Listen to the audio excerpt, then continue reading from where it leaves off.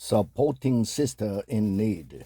My younger sister, Clara, moved to my town last spring after a painful breakup. She was fragile, devastated, and desperate for a fresh start. I opened my home and my heart without hesitation.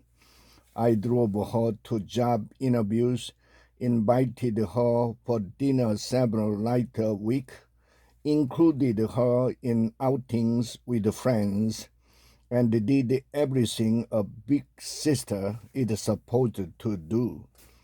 But as the months passed, her dependence on me only grew. She called me every morning on her way to work, again during lunch, and again during her drive home. If I do not answer, she keeps calling until I finally give in. If my husband and I make plans without her, she becomes sulky and says she feels excluded. Recently, things escalated. I gave Clara a spare key strictly for emergencies. One evening while I was in the shower, she let herself in and made herself comfortable on my couch with takeout and a movie.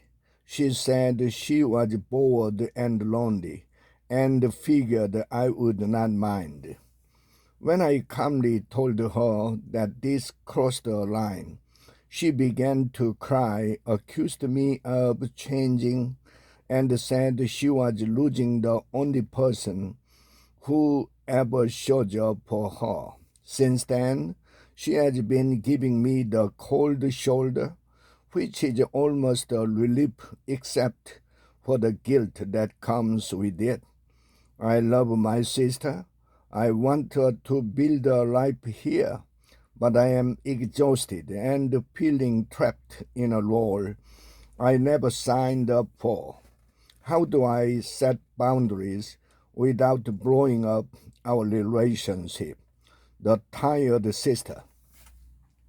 Dear tired, you love your sister, that is clear. You opened your arms, your home, your calendar, and your patience to help her through a painful chapter. But somewhere along the way, Clara stopped accepting support and started depending on you for her every breath.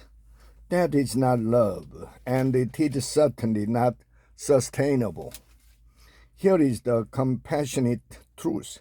Clara is hurting, and hurt people often cling to the steadiest person in the room.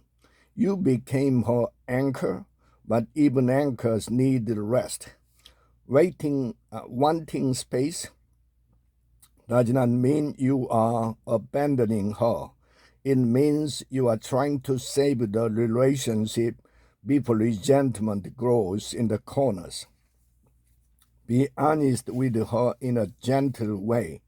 Tell her you care for her deeply, and because you care, you need a healthier balance.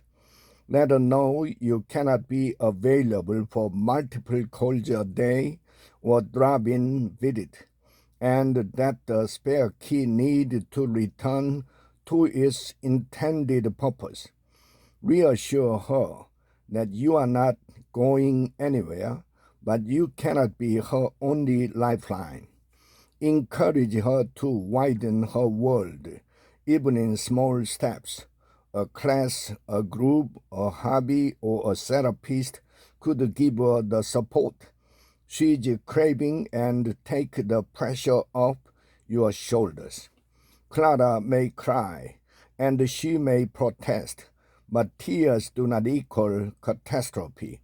Sometimes the kindest thing we can do for someone is remind them they are capable of standing on their own.